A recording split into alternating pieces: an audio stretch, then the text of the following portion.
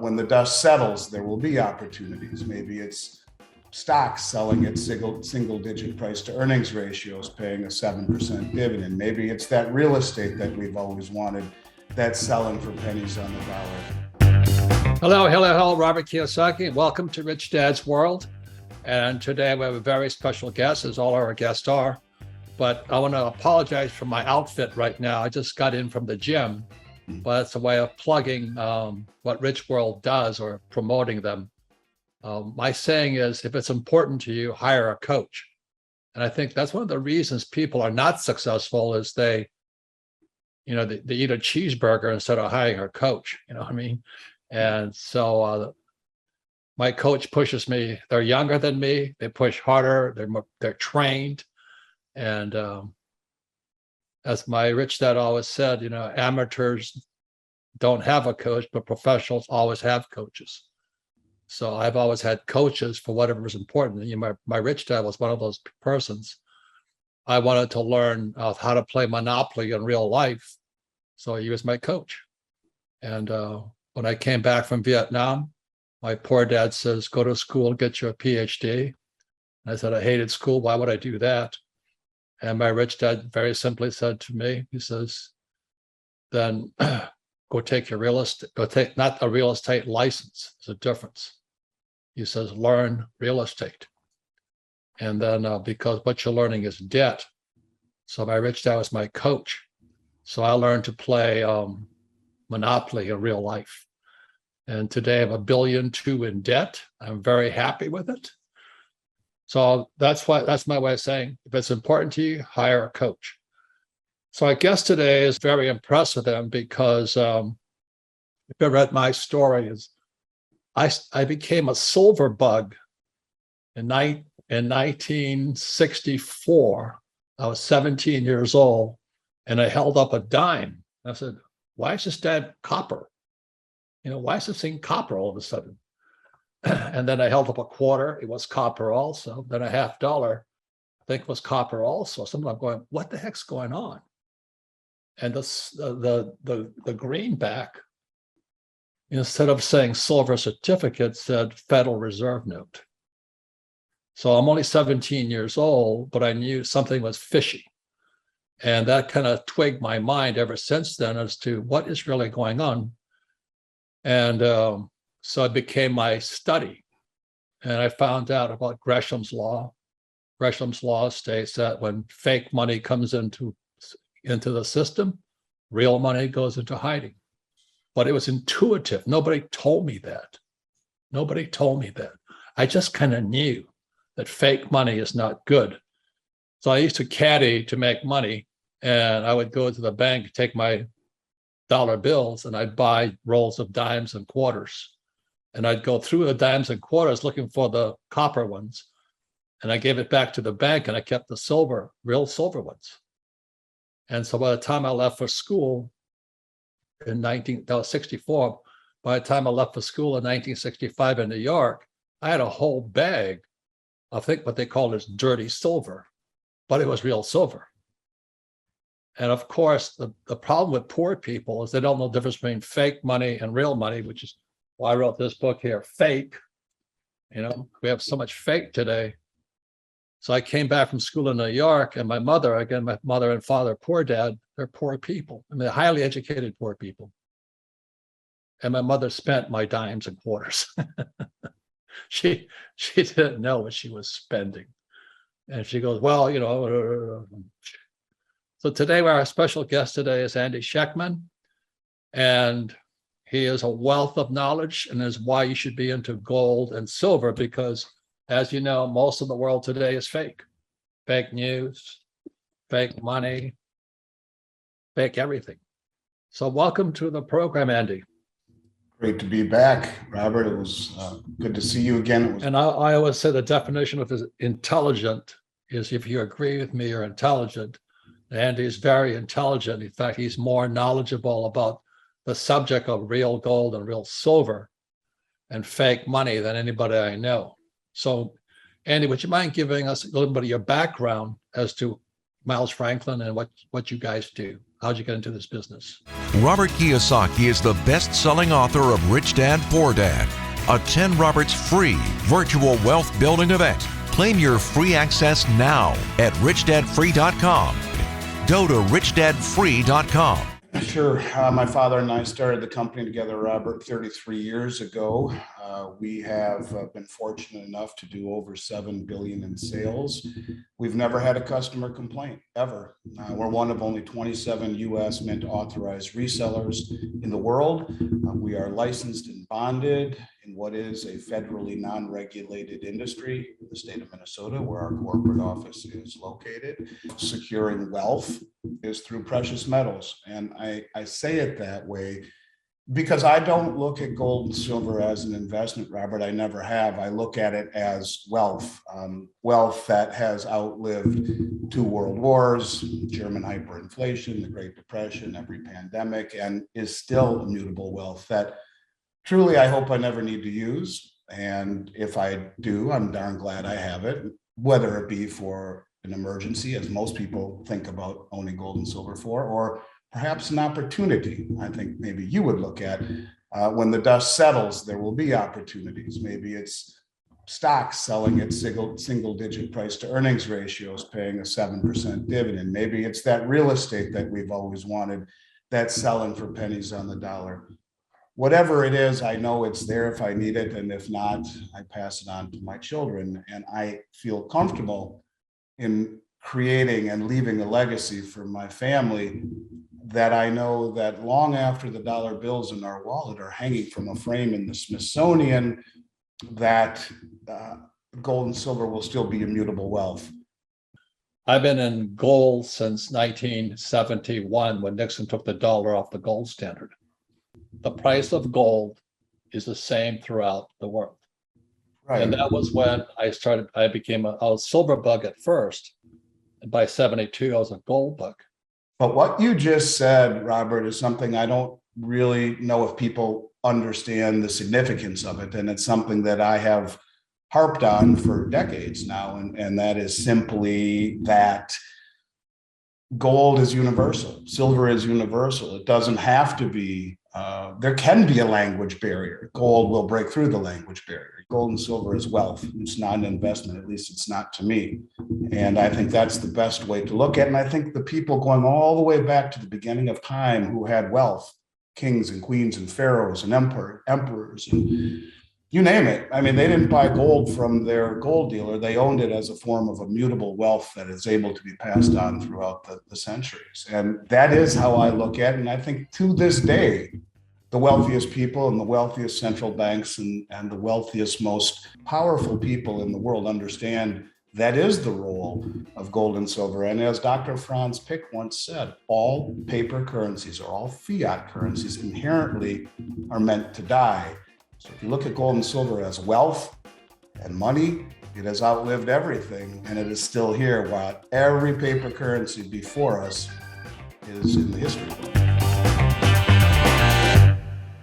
Hi, everyone. I'm Kim Kiyosaki, co-host of the Rich Dad Radio Show. And I want to thank today's sponsor, our friends at Gold Alliance. You know, we should all be concerned about high inflation, a looming recession, the very troubled banking system, and out-of-control spending in Washington. And the fact is, during every major crisis in U.S. history, many of those who failed to prepare watched their savings, investments, and retirement funds plummet, while others with the foresight to own gold helped preserve their wealth and purchasing power. Now, we're facing several major crises at once, and we may soon face even more economic turmoil. So please don't wait. Consider gold and put yourself on the road to financial peace of mind. The new free 2023 Gold Guide from our friends at Gold Alliance can show you how. Just visit www.freegoldguide.com/Robert or call 1-800-473-4585. Republican Governor and conservative commentator Mike Huckabee says Gold Alliance is the only gold provider he recommends to his friends and family. Please visit freegoldguide.com/Robert or call now at 1-800-473-4585. Thank you. Feeling powerless over current events and your financial future? Financial freedom is your freedom. Robert Kiyosaki is the best-selling author of Rich Dad, Poor Dad. Over 40 million people have taken Robert's advice. Now it's your turn.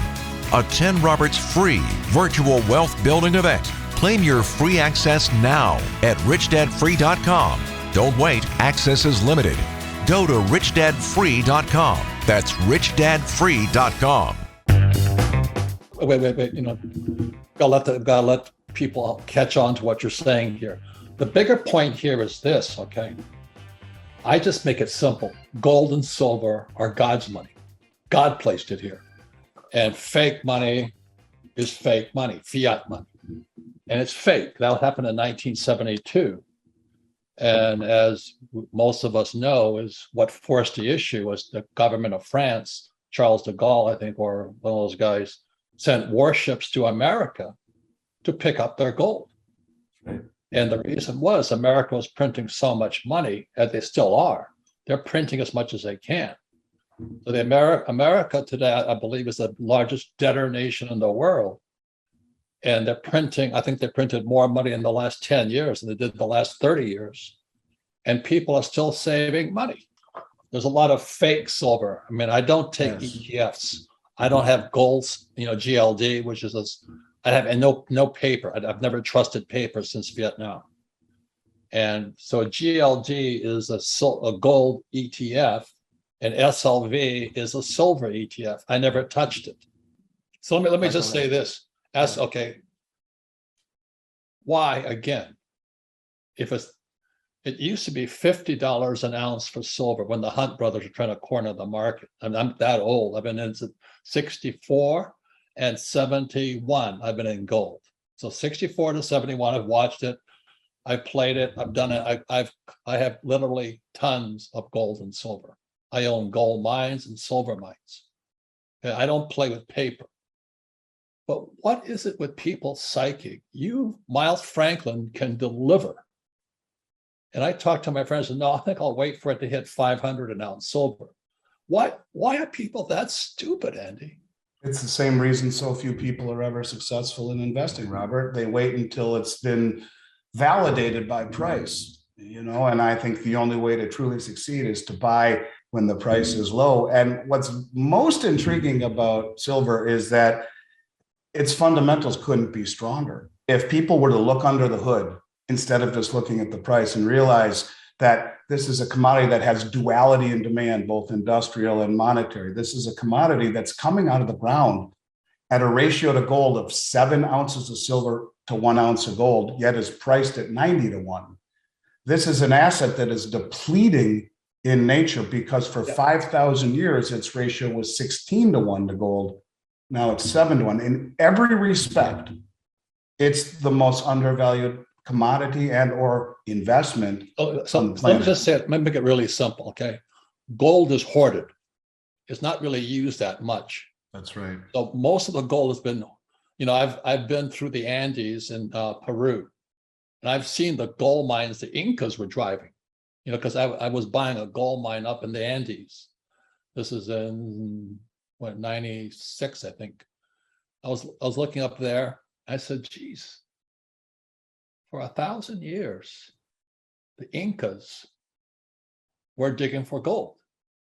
And then I went looking for a gold mine in Mongolia. There's a place called the Checkerboard. And the Mongolians were digging for gold. And the thing is, the gold that they dug up is still around. But silver is depleting because it's an industrial as well as a precious metal. So what are some of the things that's used in? What is silver used? Why is the demand for silver going up as an industrial metal? Well, of course, in a green and digital world, anything that conducts electricity or electronic solar panels, battery-powered vehicles, iPhones, iPads, flat-screen TVs, just about anything that conducts electricity has a modicum of silver in it. And so whether you're talking a simple light switch to a motherboard that has 1/5 of an ounce of silver in it to run a computer, it all has silver in it. And to your point, because it's used in such tiny amounts, most of it isn't recycled. Even the gold that is used in industrial applications, it's so valuable, it makes sense to recycle it. And so you could argue that all of the silver that has been used in industry in the last 80 years, the majority of it is in landfills somewhere. And so it's an asset that is depleting in nature. And so it represents a very unusual situation. And really the truth of it is that you have a handful of commercial banks on the commodity exchanges that are suppressing the price. When you talk about what's happening in terms of retail demand, at the same time, to me, what is really different is that you have a whole world that is awash in inflation and anxiety of war and geopolitical issues. And, you know, as you said earlier, in the last 4 years, the US has printed more money than in the history of the country before it. You know, Rich Dad, Poor Dad, what savers are losers. Why would you save money and the debt's going like this? Now inflation is going like this, and inflation leads to instability. That's my concern. And I said, if, you know, and why would you?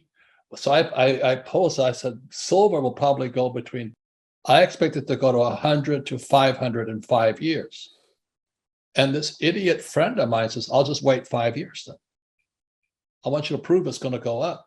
I said, but look at, as you said the word earlier, the fundamentals, as you know, it's being consumed, it's being burned up. And, you know, I mean, Tesla, God bless them, they're burning silver. Every TV says burning silver. Green New Deal's burning silver, and it disappears. It stays out of circulation.